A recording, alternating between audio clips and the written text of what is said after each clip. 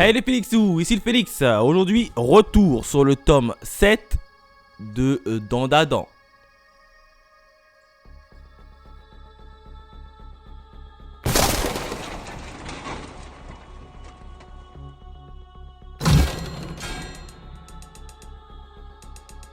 Comme d'habitude, retour sur la jaquette et les différents bonus. Et sur la jaquette, on a qui? On a tout simplement Aira et Okarun en mode transformé. Ça, c'est plutôt pas mal. Quatrième de couverture, et ben on a Big Mom. Big Mom qui va refaire son retour dans ce tome. Et c'est pas pour nous déplaire. On a une petite page en couleur. Bon, la page en couleur, comme vous le savez, depuis le tome 3 maintenant. Et ben c'est exactement les mêmes personnages qui sont sur la jaquette. Et c'est vraiment dommage. Puisque en plus de ça, c'est les mêmes poses. Là, par exemple, on a Aira.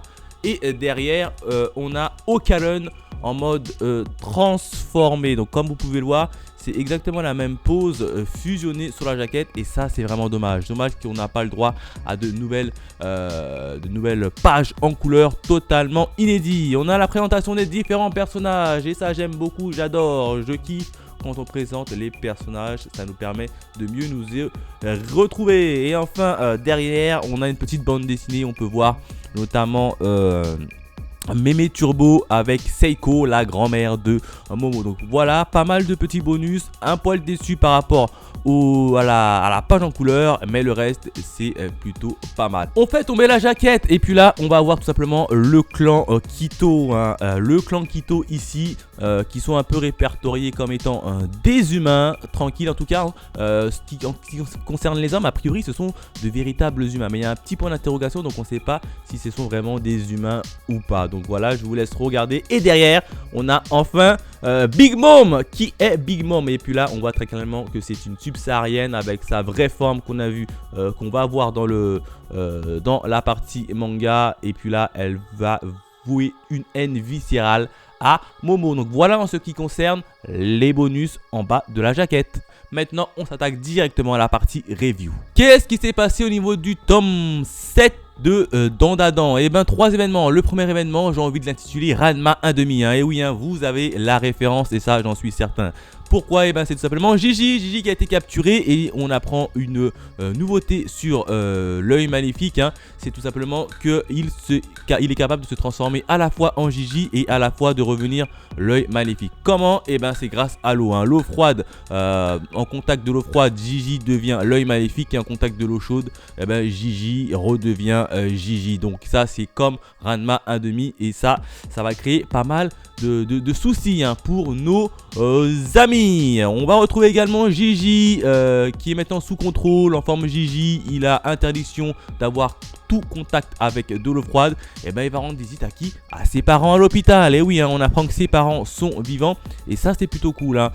Du coup Gigi il sera à l'hôpital, il fait un coucou à ses parents. Et puis là avec le prêtre et notamment Seiko, ils ont une petite discussion.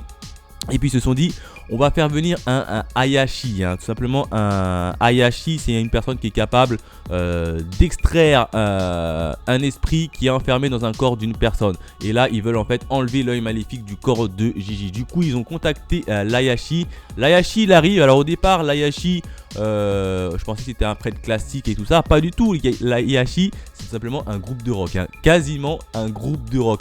Alors ils sont arrivés, ils se préparent à exorciser Gigi, et puis tout se passe plutôt bien. T'as l'œil maléfique qui commence à sortir du corps de Gigi. Et puis là, Gigi prend conscience que si on le retire l'œil maléfique de son corps, et ben l'œil maléfique va mourir. Et vous connaissez Gigi, il ne veut pas tuer l'œil maléfique. Du coup, il refuse catégoriquement, j'ai réussi à le dire, qu'on lui retire l'œil maléfique de son corps. Du coup, Seiko, elle est un peu peinée, elle décide d'accepter.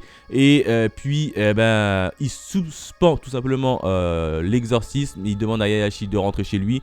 Et l'œil maléfique est pour l'instant bloqué dans le corps de Gigi. Mais cette fois-ci, Gigi n'a absolument le droit à aucun contact avec de l'eau froide parce que sinon il se retransforme en l'œil maléfique et ça va partir littéralement en cacahuète. On va retrouver également Big Mom. Eh oui, Big Mom, elle est toujours en vie. Alors tout son clan se sont fait choper, se sont fait arrêter, sauf une personne, la chef du clan, Big Mom. Et puis là, on apprend que Big Mom en fait c'est pas une humaine. Bon, en même temps c'était sûr, hein, puisqu'elle a quand même vécu plus de 100 ans. Et c'est tout simplement un extraterrestre de la planète. Enfin, c'est une subsaharienne. Alors, je sais pas de quelle planète elle vient. En tout cas, c'est une subsaharienne, c'est une extraterrestre. Et là, elle fait tomber un peu son masque. Si on voit ça, sa vraie forme ultime qui est assez quand même plutôt badass. Et moi, j'aime bien ça. Et puis là, elle menace ouvertement Momo. Donc, à mon avis, Big Mom, elle va revenir dans la vie de Momo. Et là, ça va faire très mal. Le deuxième événement, j'ai envie de l'intituler transformation. Et oui, puisque Gigi va se transformer 3 fois en œil maléfique. Lui qui a voulu garder l'œil maléfique dans son corps avec l'accord de Seiko et du fameux prêtre. Du coup, il doit apprendre à le maîtriser un petit peu. Hein. Sauf que voilà, dès qu'il est en contact avec de l'eau froide ou tout liquide froide, il va se transformer en l'œil maléfique. Première fois, c'est avec de la sauce soja. Il va faire tomber de la sauce soja sur son corps. Bim, l'œil maléfique, il va sortir pendant qu'ils sont tous à table. Mais là, ils vont réussir à le maîtriser assez rapidement avec Momo, Aira, tout ce qui était autour. Ils vont le maîtriser facilement en lui jetant notamment de l'eau chaude. La deuxième fois, c'était quand il était en train de se faire exorciser. Tout simplement, et il a commencé à pleuvoir. Et vous le savez, quand il pleut, c'est de l'eau froide. Bim, il se transforme en œil maléfique. Et puis là, une nouvelle fois, ils l'ont maîtrisé en explosant la moitié du salon et notamment le mur. Donc comme vous pouvez le voir encore une fois, ils l'ont maîtrisé. Et la troisième fois, c'était un peu plus compliqué puisque cette fois-ci, ça va être Aira qui va venir un peu discuter dans la maison de Momo et sans faire exprès, elle va faire tomber du liquide sur Gigi et Gigi va transformer littéralement en œil maléfique. Et là, il va faire une espèce de protection en forme de boule. Il va capturer Momo, il va être prêt à lui mettre 3-4 puissance de coups de poing dans la tête. Et heureusement que Momo a eu la lucidité d'avaler de l'eau chaude et de lui cracher au visage, parce que sinon Momo là franchement elle était morte complètement. Et puis là t'as Gigi qui a pris conscience comme quoi il pouvait faire mal à des gens qu'il aimait et il s'est juré de maîtriser la force occulte qu'il est en lui. Le troisième événement, j'ai envie de l'intituler entraînement. Et oui, puisque d'un côté on a Gigi qui va essayer de maîtriser sa transformation. Et puis là, à l'aide du prêtre et notamment de Seiko, on va lui verser une petite goutte d'eau froide pour savoir s'il est capable de résister à l'envie de se transformer. Et il y arrive. Et il y arrive de plus en plus. Bon là, ça commence à être assez... c'est difficile au départ, mais il commence à prendre force sur lui et il répulse tout simplement la transformation qui était prêt à sortir. Et donc ça, c'est plutôt un bon point pour le moment. De l'autre côté, on a Okarun qui prend conscience également qu'il n'a pas pu protéger notamment Momo quand il s'est fait attaquer par l'œil maléfique. Et puis là, il se dit... il faut que je m'entraîne. Du coup, il va voir Monsieur Ski. Il va lui demander est-ce que vous pouvez m'entraîner parce que lui, il est fort plutôt à la boxe. Et puis là, Monsieur Ski dit non, je ne veux pas t'entraîner. Je suis contre la bagarre et c'est contre la violence si vous préférez. Et c'est lui-même qui avait été engagé en tant qu'homme de main pour les serpos. Ça. Et il dit non, en fait, je suis contre la violence. Donc, il est un peu bizarre, Monsieur Ski. Il est un peu bizarre. Bref, du coup. T'as Mémé Turbo qui va accepter d'entraîner Okarun tout simplement. Alors il prend Okarun et dit viens avec moi, on va dans ton lycée. Et puis là sur le chemin ils vont rencontrer Aira qui va les suivre, Aira qui va dire je m'incruste également parce qu'Aira elle veut tout simplement passer du temps avec Okarun. Et puis là t'as Mémé Turbo qui commence à jouer du piano dans la salle de musique tranquillement etc. Et puis tout à coup, tu as une espèce de musicien qui apparaît, un troupeau de musiciens qui apparaît et qui commence à attaquer tout simplement nos adversaires. Et puis là, les notes qu'ils jouent, ils explosent sur les adversaires. Et les adversaires, ils doivent les esquiver. Et puis là, on peut voir que Aira se débrouille plutôt bien en termes de vitesse.